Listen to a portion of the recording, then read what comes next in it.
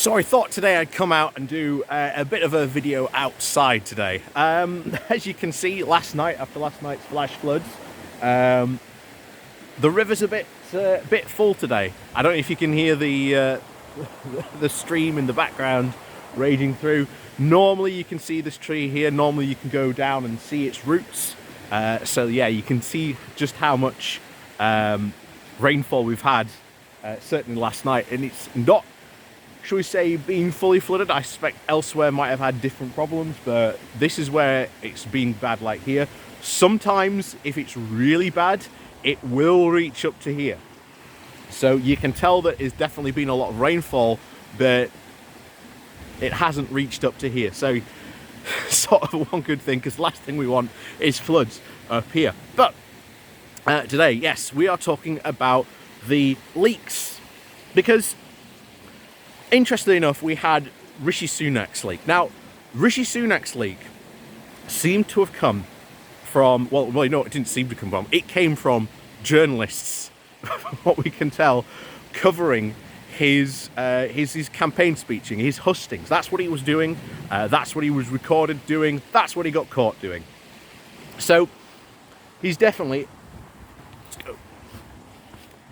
got caught, shall we say, with his trousers down. And obviously, as we said back then, that was really, really embarrassing for him. So, was it so, however, embarrassing for the people he was talking to? Remember, the people who he's talking to are essentially the Tory faithful, the Tory core voters. That's who he was talking to. That's who he was addressing, especially at that speech. So if they turn around and say, if Rishi Sunak turns around and said, oh yeah, I've taken all this money from these poor, deprived urban areas and, given it to, as he was at the time, in Royal Tunbridge Wells, to give it its proper full title. Are they going to care? Not really.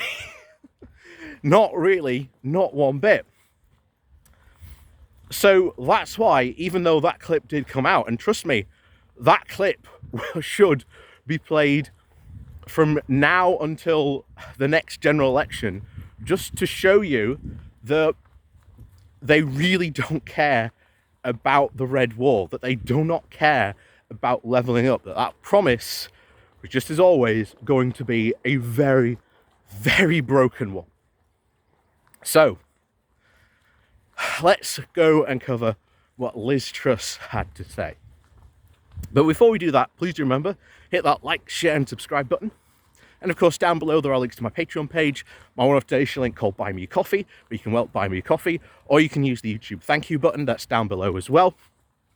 And of course, there is the Pony Club as well you can join, where you get some badges, emojis, and of course, there is the weekly membership video I do just for the Pony Club members as well as the Patreon members as well. So, yes, don't forget to have a look at those and check those out. So, what did Liz Truss say? Well, the biggest one is she had a go at British workers. From what we can assess, she said that British workers are awful because they don't graft enough, and that they should go to China to, take some lessons from them. And to be honest, that's not too surprising. Because remember, Liz Truss is an author of Britannia Unchained. Her entire thesis of that Britannia Unchained, if you remember, the opening paragraph was, hey, British workers are the worst idlers in all the world.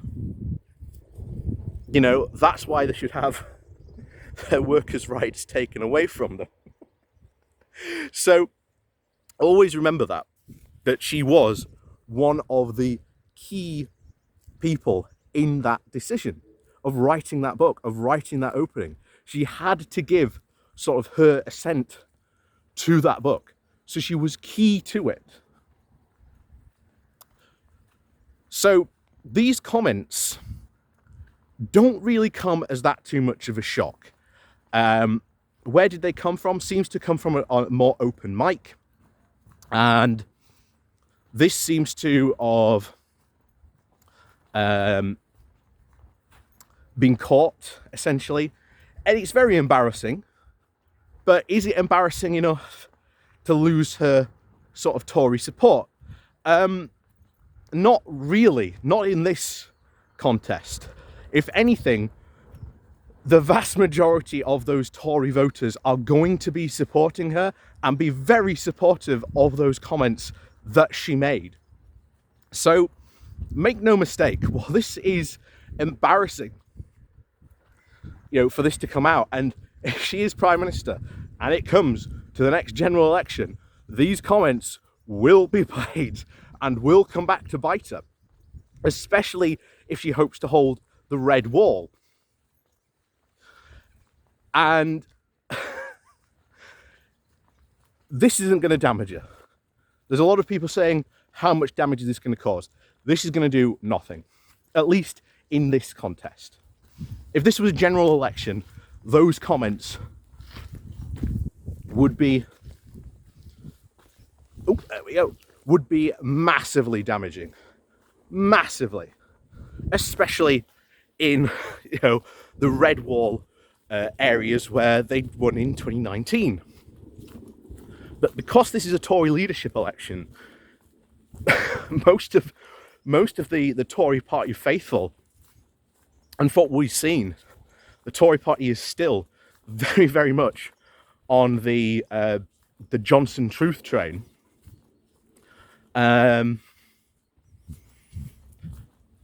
That's what we get, essentially. So, yeah, this is one of those massive problems that has to be sort of solved internally by the Tory party, by essentially some people with sense and actually willing to tell the party some economic home truths, but they're not. And we've seen that. And we saw Rishi Sunak actually take that approach as his strategy going into that. But even he had to abandon that strategy very, very quickly. So the Tory party faithful and the voters and the core membership aren't interested. They are just not interested in hearing those home truths just quite yet. Eventually, I think things will change because, both Liz Truss and Boris Johnson have promised the earth and are going to be able to not deliver on their promises. And when the country just gets into a worse state, they will demand answers. And that is when I think you will see the more moderate Tories come back and strike at essentially at the extremists and the fanatics that have taken over their party. So that's unfortunately the sad situation that we are in. This is not going to do any damage to her, at least not in this election. A general election, absolutely. This will certainly cause damage to her, and this audio, just like Rishi Sunak's, should be played continuously to remind people about who it is they're voting in and how much they are just out of touch with the general public. So, yeah, that's the sort of state we're in. But yeah, this isn't going to hurt Liz Truss. This isn't going to affect her chances one bit. So, as always, thank you very much for watching. Please do remember to hit that like, share and subscribe button.